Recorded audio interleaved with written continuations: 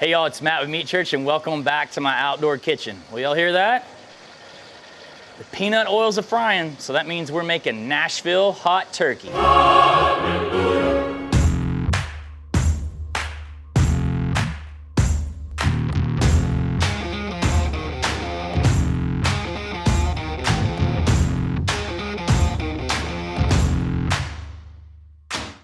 Well, I usually start out our videos by giving you what we call the why, like why would you do this? Well, the answer for this is why not, to be honest with you. But Nashville Hot Chicken is one of the top recipes on meatchurch.com. It's probably the recipe that the most people come back to me and say, make that, my friends love it.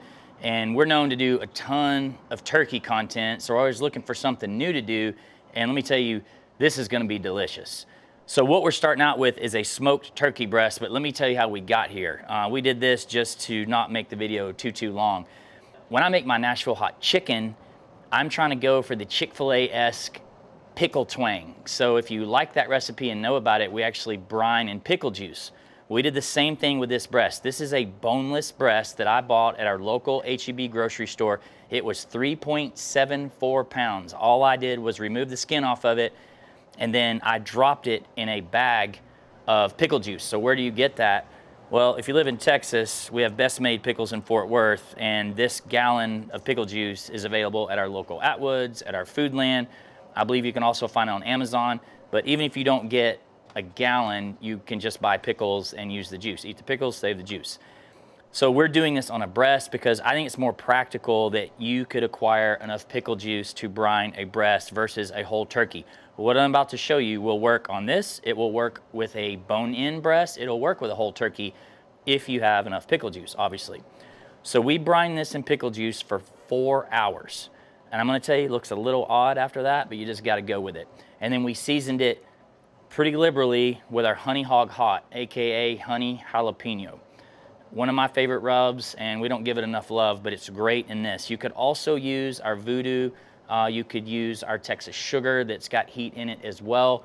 But today we're using Honey Hog Hot. Or like I always say, use your favorite rub that you like. Just make sure it's got a hot element to it. So we took that breast, we put it in a Traeger at 275 degrees. This one was around 2 hours. We just dropped a video a couple weeks ago on smoked turkey breast. We've actually got 2 on this channel. So if you want, you can watch those to see the full detail, but this was simple. We threw this in. I did trim a little piece off, by the way. There's a little thin part that since we're frying it, I wanted it to cook even, so I cut that away. So this is probably like 3.5 pounds or so, and it cooked, like I said, right at 2 hours at 275. Pulled it off, and we've actually let it rest down this morning to cool down. I don't want to drop it in the oil really hot, so this is cooled off. So now let's jump in to the meat of this lesson, and I'm going to throw on some gloves because I'm definitely going to get a little bit messy. But here we've got 1 package of our chicken fried breading. It's got a new look in this black matte bag. So if you don't have this, I love this, but if you don't have it, you can just use flour and season it how you like. So this is great as is, but today we're gonna add a little more Honey Hog Hot to it. And I'm actually gonna do one more thing. So I'm just gonna put a little more of this in here because I really want it to have a nice little kick. We'll mix that up in just a second, but I'm gonna add some panko. Now, I don't always do this, but here's why. Panko's got a lot of surface area, and I'm really wanting to add a massive crunch element to this turkey. So I want big, crunchy bits on it. So I'm just adding some panko, pretty simple, couple bucks at the store, and just give this a little mix. Maybe you should use a spoon, but I forgot a spoon. All right, there we go. Now you need an egg wash. So we're gonna crack however many eggs it takes to kind of fill up this container. Let's go with 4 and see if that's enough. Whisk them up.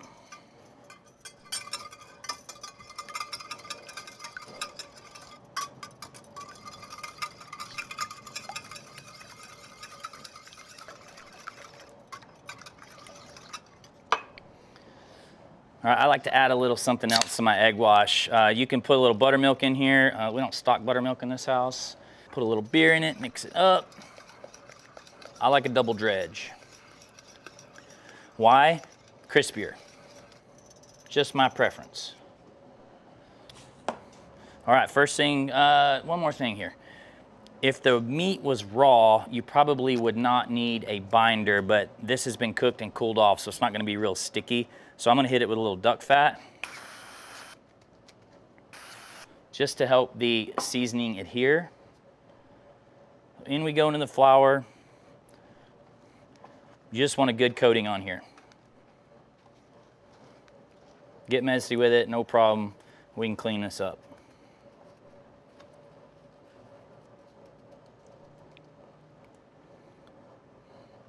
Into the egg wash.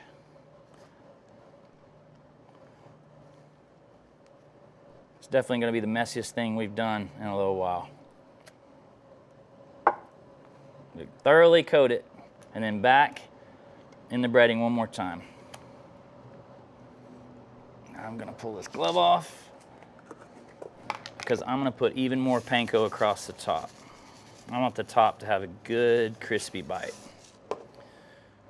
There we go.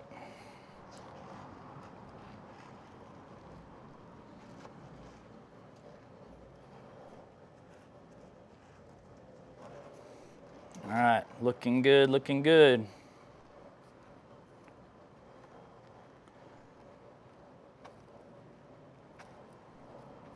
This is pretty unorthodox, but I can tell you it's gonna taste great.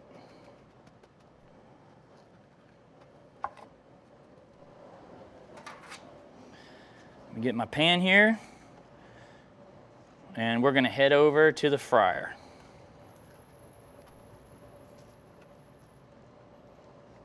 All right, we've got our Loco frying rig set up here. I've got my shallow pan. This is basically my fish fryer.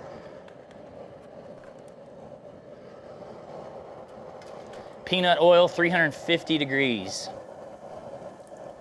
Remember, it's already cooked, so we're just cooking it until it's pretty nice and golden brown.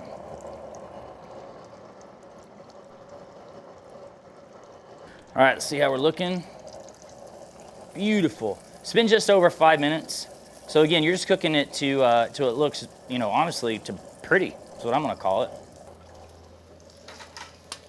All right, I'm just gonna take this like this, and then over here at the butcher block, I'll pull that off and put it on a rack.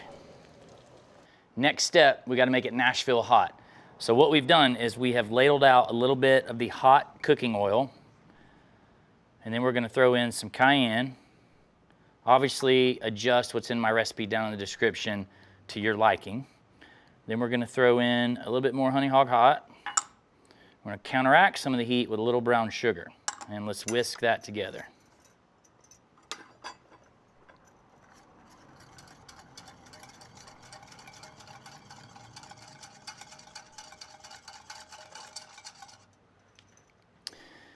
All right, before you ask me, it's not gonna completely dissolve, and that's okay.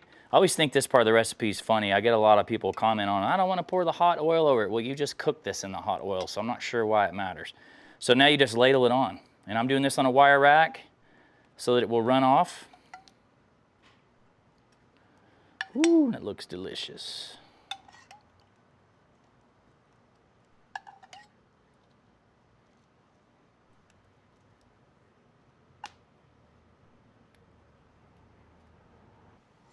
Man, this looks and smells amazing. I can't cut it on that, so let's get it moved over here. A little hot.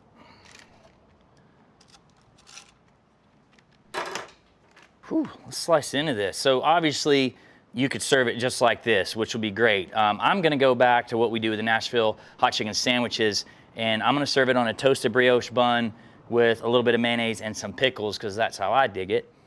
But let's just, let's cut in here.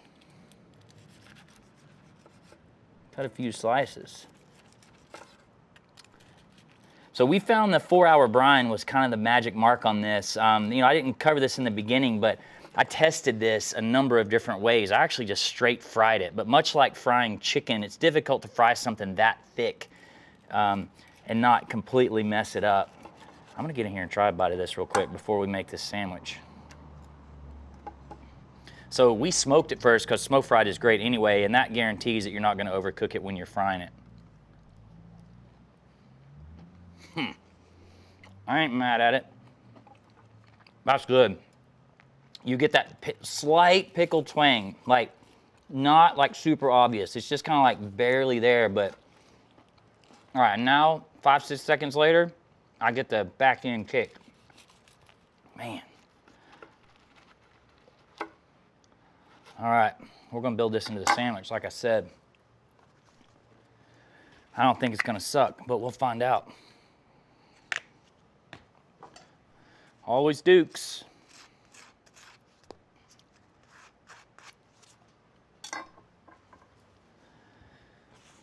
Here we go. Looky, looky. Get all that crunch in there.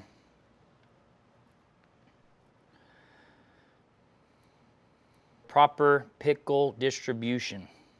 Very important. Every time I buy a Chick-fil-A sandwich, I have to redo the pickles to get them spread out. Well, you already know it's going to be good, but here we go.